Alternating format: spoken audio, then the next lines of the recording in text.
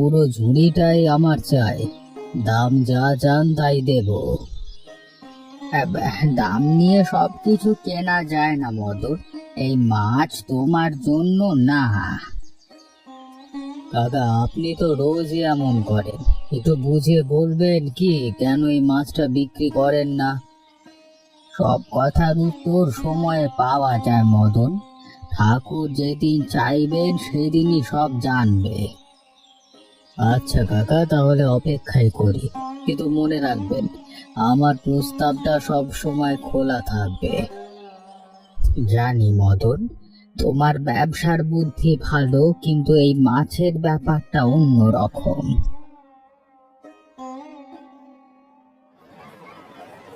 গোবিন্দ কাকা আজকাল বড্ড অদ্ভুত আচরণ করছে, তাই না? আরে, 30 বছর ধরে একটা মাছ কাউকে বিক্রি করেন না, এবার বুঝি সেই মাছটা এলো। এই দেখেছিস, গোবিন্দ কাকা চোখে মুখে কেমন একটা আলাদা ভাব ফুটে উঠলো।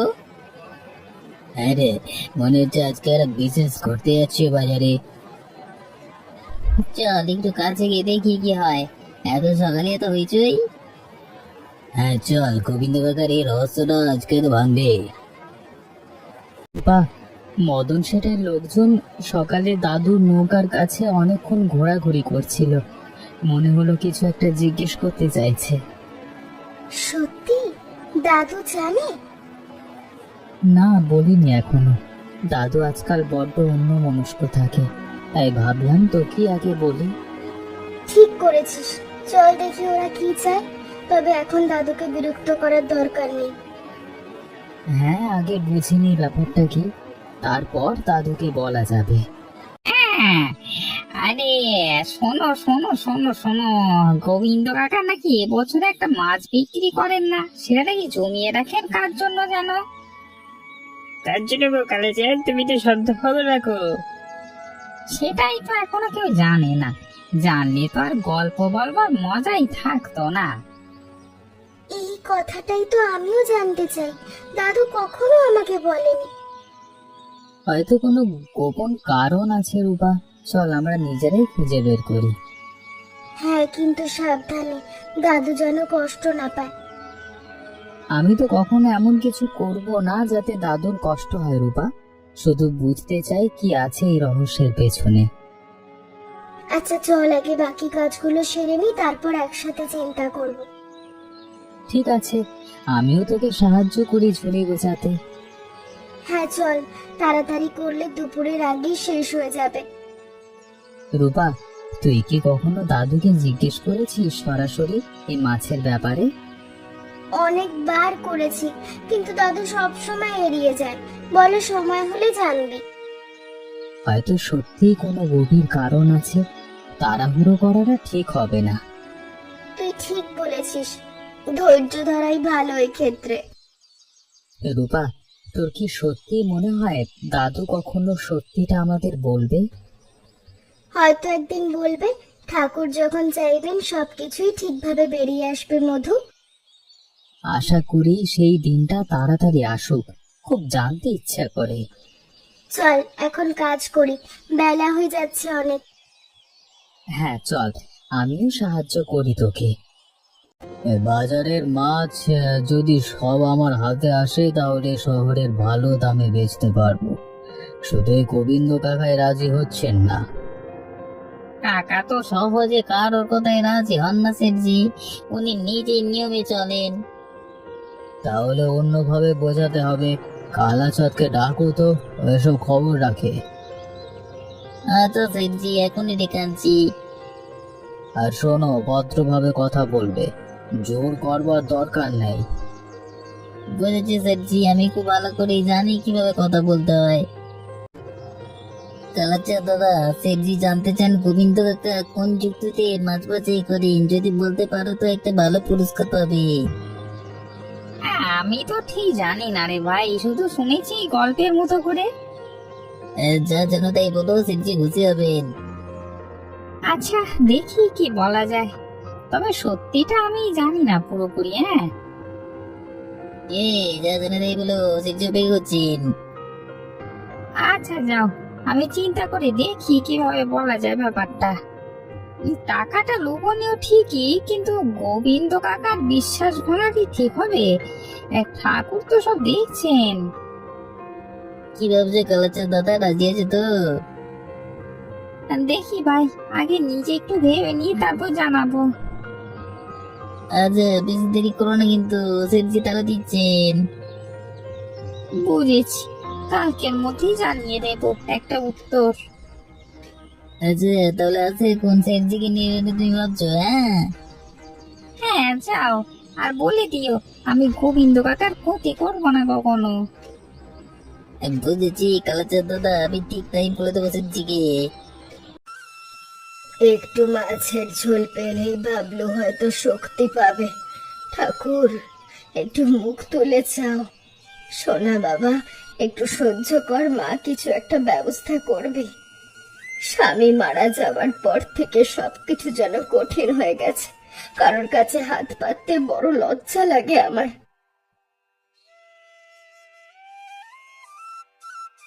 ওরা নিশ্চয়ই কিছু একটা পরিকল্পনা করছে বাজারটা নিয়ে। হ্যাঁ, কিন্তু আমাদের এখন দাদুর ব্যাপারটাও তো ভাবতে হবে। দুটোই যেন জড়িয়ে যাচ্ছে। রূপা, ওরা তো শুধু কালাচাঁদ কাকার সাথে কথা বলছে, তেমন কিছু ভয়ের না মনে হচ্ছে। তবু একটু সাবধানে থাকা ভালো। মদন শেঠ সব সময় নিজের লাভের কথাই ভাবে। হ্যাঁ, কিন্তু উনি খারাপ মানুষ না রে, শুধু একটু বেশি ব্যবসায়ী মনোভাব। সেটাই তো। চল এখন সরে যাই, বেশিক্ষণ এখানে থাকা ঠিক হবে না। রূপা চল উমা মাসির কাছে গিয়ে একটু দেখি, উনি তো এখনো ওখানেই বসে আছেন মনে হয়। বাবলুর জন্য আমারও মনটা খারাপ লাগছে। চিন্তা করিস না রূপা, দেখবি সব ঠিক হয়ে যাবে শীঘ্রই। ওপরওয়ালা মুখ তুলে নিশ্চয়ই চাইবেন। আশা করি যেন তাই হয়। চল এবার তার। দাদু, এই বাক্সে কি?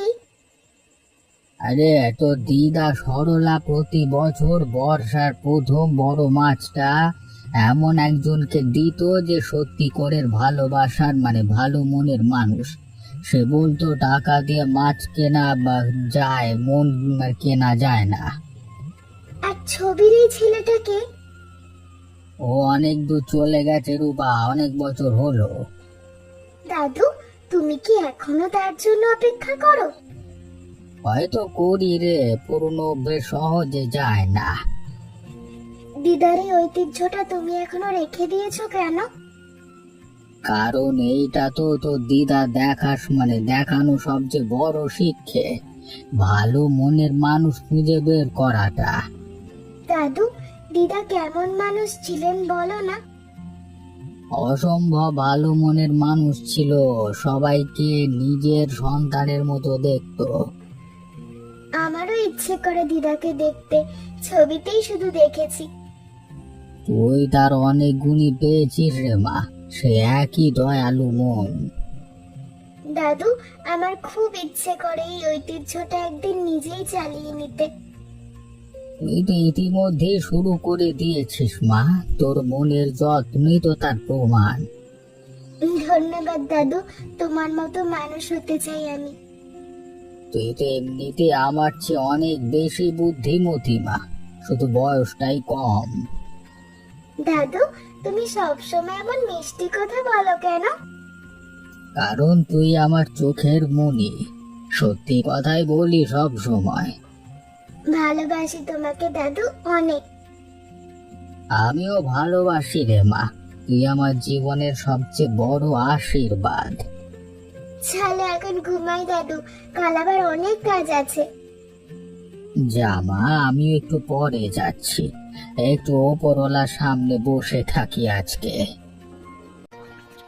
কাকা, এত বড় মাছ তো আমি 10 বছরই দেখিনি গো। মানে আরে এই মাছটাই তো আমি অপেক্ষা করেছিলাম হারু। বুঝলাম না কাকা, এই মাছের সাথে কি এমন সম্পর্ক তোমার? সময় হলে সব জানবে হারু, এখন শুধু সাবধানে নৌকায় তোলো ওকে। আচ্ছা কাকা, তুমি যা বলবে তাই করব, তুমি তো এই নদীর সবচেয়ে অভিজ্ঞ মানুষ। ধন্যবাদ হারু, তোমার সাহায্য ছাড়াই মাছ তো তোলাই কঠিন। গোবিন্দ কাকা, এই মাছের যা দাম চান দেব, এমনকি দ্বিগুণ দেব। এই মাছ বিক্রির জন্য না মদন, এই বছরও ঠিক লোকটাকে খুঁজে বের করতে হবে। কাকা, আপনার এই নিয়মটা আমি এখনো বুঝতে পারি না। এত ভালো দাম কেউ ফিরিয়ে দেয়? টাকার হিসেব দিয়ে সব কিছু মাপা যায় না মদন। এই মাছের একটা অন্য গল্প আছে। কাকে দেবে এবার কে জানে, হয়তো এবারও কাউকে অবাক করে দেবেন মনে হয় আগের মতো। চলো চলো দেখি সবাই মিলে কি হয় শেষ পর্যন্ত। কাকা, আমি উৎসুক হয়ে গেলাম আজকে। কে পাবে এই মাছ শেষমেশ? দেখতে থাকো হারু, আজকের দিনটা হয়তো অন্যরকম কিছু নিয়ে আসবে। কাকা, আপনার চোখে মুখে আজকে যেন অন্য কিছু একটা দেখতে পাচ্ছি, ঠিক বলতে পারবো না টা কি মানে। কাকা, আমি এখন নৌকা ঘাটে বেঁধে তুই বিশ্রাম নাও একটু, হ্যাঁ? ঠিক আছে হারু, তোমাকে ধন্যবাদ আজকের সাহায্যের জন্য। এতে ধন্যবাদে কি আছে কাকা? তুমি তো আমাদের অনেক সাহায্য করেছো এতদিন। আমরা তো একে অপরের পাশে থাকি হারু, এটাই তো নদীর ধারের মানুষের নিয়ম। ঠিক বলেছো কাকা। চলি এখন, কালকে আবার দেখা হবে। যা হারু, সাবধানে যা। শুধু আমাকে বলে দাও, গোবিন্দ কাকা কিসের ভিত্তিতে বাছাই করেন? আমি সেভাবেই একটা প্রস্তাব সাজিয়ে নেব। কিন্তু শেঠজি, আমি নিজেও তো ঠিক জানি না, শুধু শুনেছি এদিক ওদিক থেকে। যা জানো তাই বলো, ক্ষতি তো কিছু নেই তাতে। আচ্ছা, চেষ্টা করি জানবার, তবে নিশ্চিত কিছু একটা বলতে পারবো। উমা মাসি, বাবলুর কি হয়েছে? শরীর খারাপ নাকি? না রে মা, ঠিক আছে, একটু জ্বর হয়েছে শুধু। মাসি, যদি কিছু দরকার হয় বলবেন কিন্তু, হ্যাঁ? তোমরা ভালো ছেলে মেয়ে, ঠিক আছে রে, চিন্তা করো না। মাসি, বাবলুর জ্বর কতদিন ধরে? 2 দিন হলো রে মা। একটু মাছের ঝোল খাওয়াতে পারলে অত শক্তি পেত। হ্যাঁ, আমরা কি একটু গোবিন্দ কাকার কাছে গিয়ে বলবো মাসি? না না, তার দরকার নেই, উনি এমনিতেই অনেক ব্যস্ত থাকেন। কিন্তু মাসি, চেয়ে দেখলে ক্ষতি কি? দাদু তো খারাপ মানুষ নন। জানি রে মা, কিন্তু নিজে থেকে হাত পাততে লজ্জা লাগে। মাসি, লজ্জা পাওয়ার কিছুই নেই, আমরা তো সবাই একই গ্রামের মানুষ। হ্যাঁ মাসি, দরকার পড়লে আমরাই বলে দেব দাদুকে, তুমি একদম চিন্তা করো না। তোমাদের এই মনটাই তো অনেক বড় সাহায্য মা। মাসি, বাবলুর জন্য কিছু ফল নিয়ে আসবো কি বাড়ি থেকে?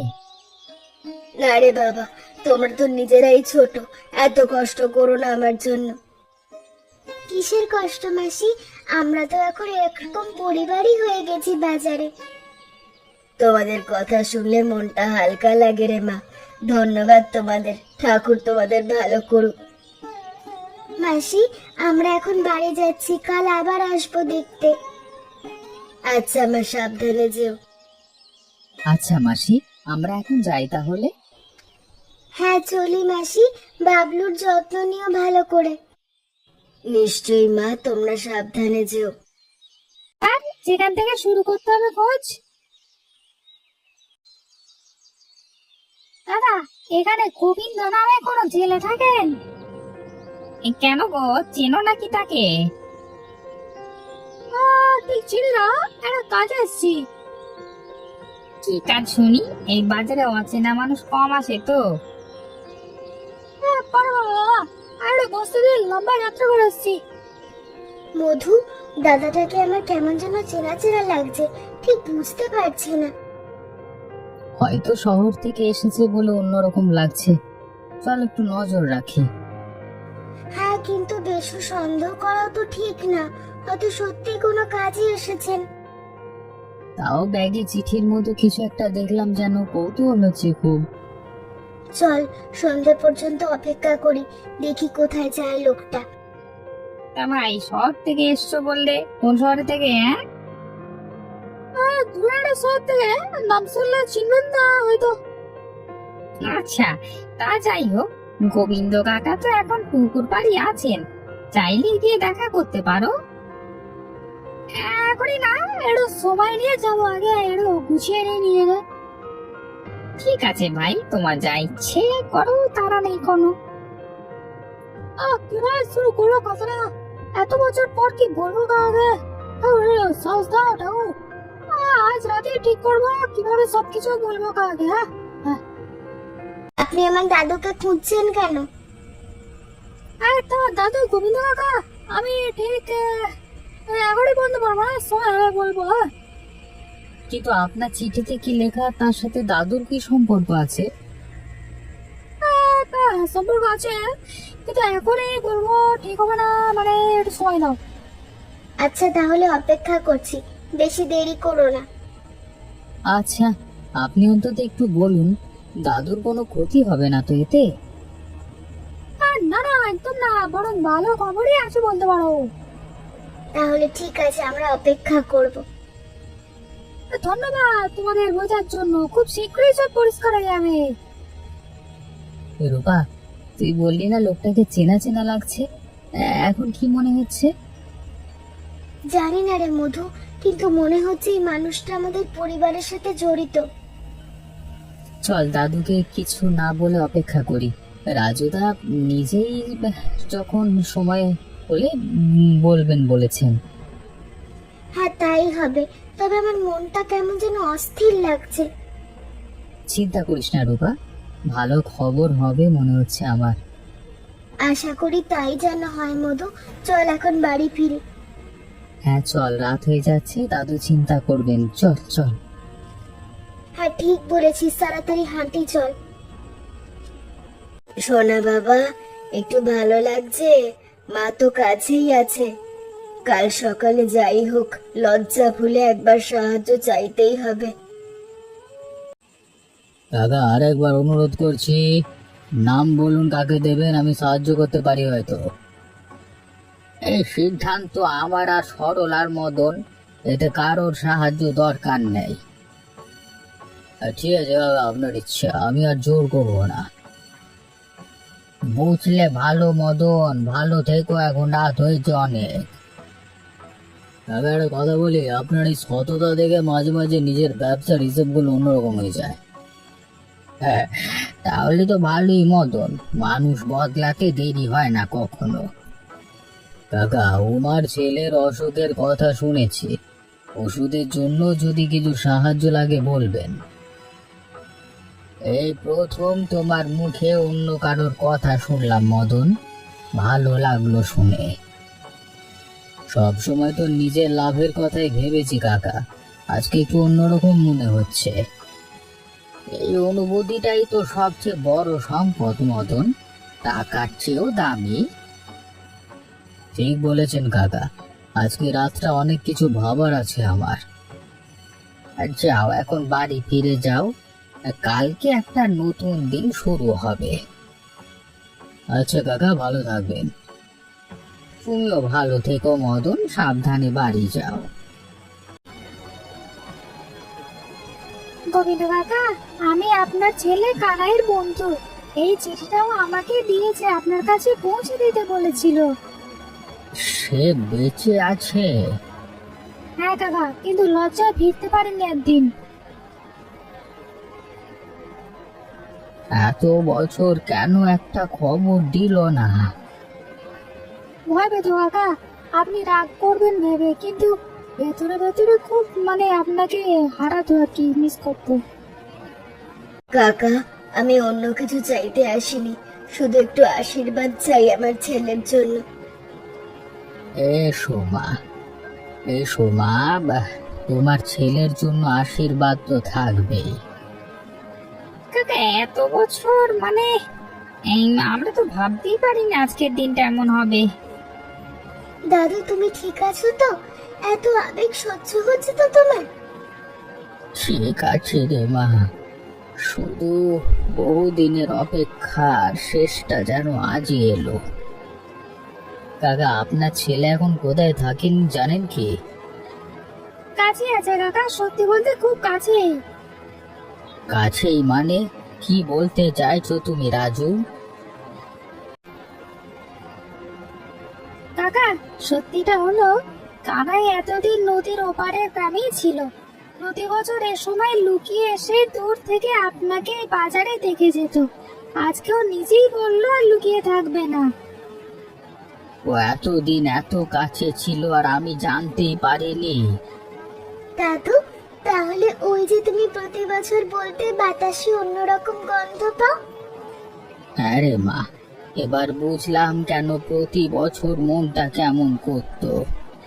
বাবা, আমাকে ক্ষমা করে দাও। এতগুলো বছর তোমাকে এভাবে কষ্ট দিয়েছি। বোকা ছেলে, ক্ষমা চাইতে হবে কেন? বাবার কাছে ফিরে আসতে কখনো ক্ষমা লাগে না রে। বাবা, সেদিন রাগ করে বাড়ি ছেড়ে গেছিলাম। তারপর লজ্জায় আর মুখ দেখাতে পারিনি, কিন্তু প্রতি বছর এসে দূর থেকে তোমাকে দেখে যেতাম। তোমার সেই মাছ বিলি করবার দৃশ্যটা দেখতাম। জানিস, প্রতি বছরে বড় মাছটা আমি এমন একজনকে দিতাম তার সবচেয়ে বেশি প্রয়োজন। তোর মা বলতেন ভালোবাসা দিয়ে যদি হারানো মানুষটাকে ফিরিয়ে আনা যেত। মায়ের কথা আজকে মনে পড়ে বাবা। তার হাতে রান্নার গন্ধটাও যেন এখনো নাকে লেগে আছে। তোর মা যদি আজকে থাকতো এই দিনটা দেখে সবচেয়ে বেশি খুশি হতেন রে বাবা। কাকু, আপনি তাহলে আমার সে না দেখা কাকু? তুই নিশ্চয়ই রূপা, এত বড় হয়ে গেছিস। আমি দূর থেকে তোকে ছোটবেলায় দেখেছিলাম। কাকু, তুমি এবার থেকে আর কোথাও যাবে না তো? না রে মা, আর কোথাও যাব না। এবার থেকে বাবার পাশেই থাকবো।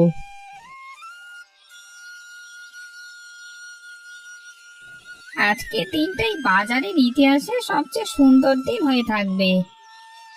কাকা, মানে আজকের এই দৃশ্য দেখে আমার চোখ খুলে গেল। এতদিন শুধু ব্যবসার হিসেব করেছি, আজকে বুঝলাম আসল সম্পদ কি। মানুষ বদলাতে জানলেই তো সব সম্ভব মদন।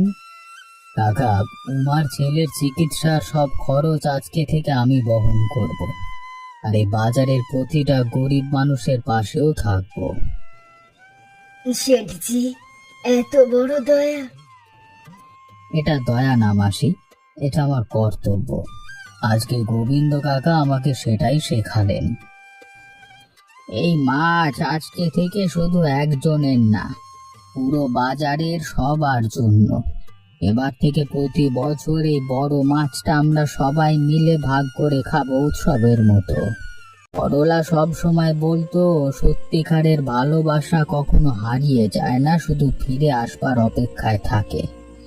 আজকে সেই কথাটাই সত্যি হলো।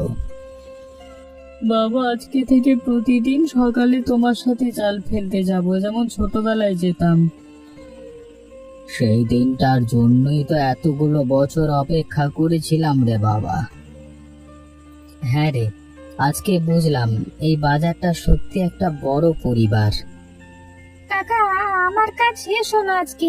কানাইদাকে বাবার কাছে ফিরিয়ে আনতে পেরে সত্যিই খুশি। তুমি শুধু কাজ করনি রাজু, তুমি পরিবারটাকে আবার জোড়া লাগিয়ে দিয়েছো। তুমিও আজকে থেকে আমাদের পরিবারেরই একজন। বাবলুর জ্বরও আজ কমে গেছে কাকা।